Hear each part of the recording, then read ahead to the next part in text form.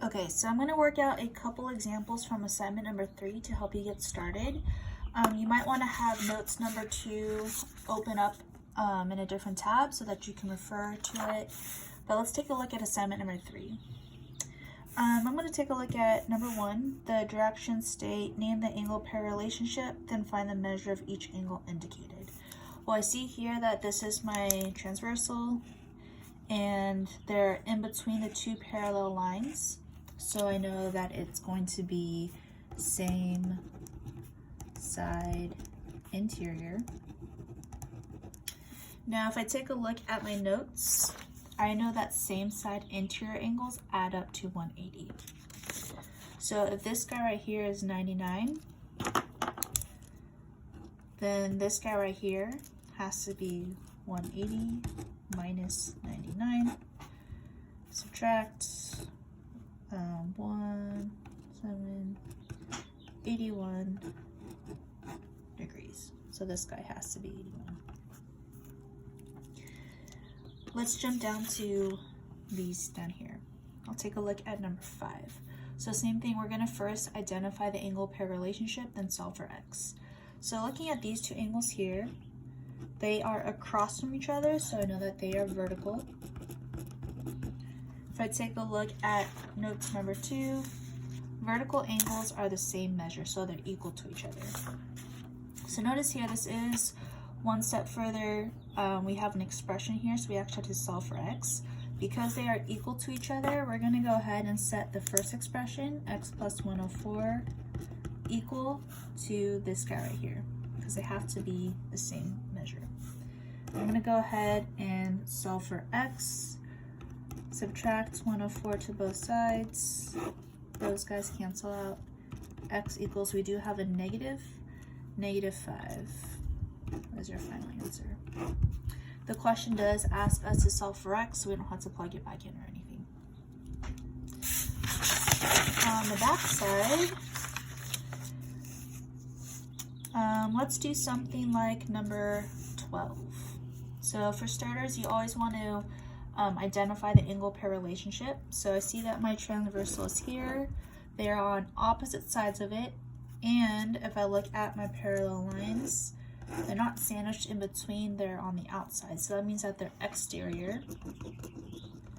And because they're on opposite sides of the transversal, they are alternate exterior angles.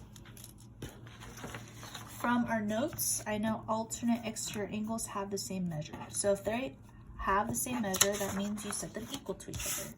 So 6x is one expression, and you're going to set it equal to 5x plus 10. We're going to go ahead and solve for x. I'm going to subtract 5x to both sides. Those guys cancel out. 6x minus 5x is x. X equals 10. Always check if you're answering the question. It says find the measure of the angle indicated in bold. So 5x plus 10 is the one in bold. So make sure you actually substitute 10 back in to your expression. 5 times 10 is 50. 50 plus 10 is 60 degrees. So 60 degrees is your final answer. And you can always double check if you were to plug in 10 into this expression here too. 6 times 10 is 60. So we know that this is true because we know that both of these angles are equivalent. I'm going to do number 11 as well. This will be the last example. So number 11, I see that they're on the same side of the transversal. And these guys are both sandwiched in between the parallel lines, so they're same side interior. Same side interior angles add up to 180 degrees.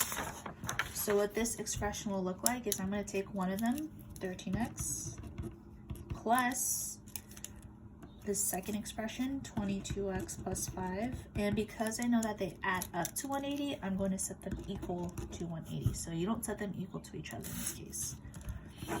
Combine some like terms, 13x plus 22x is 35x, plus 5 equals 180.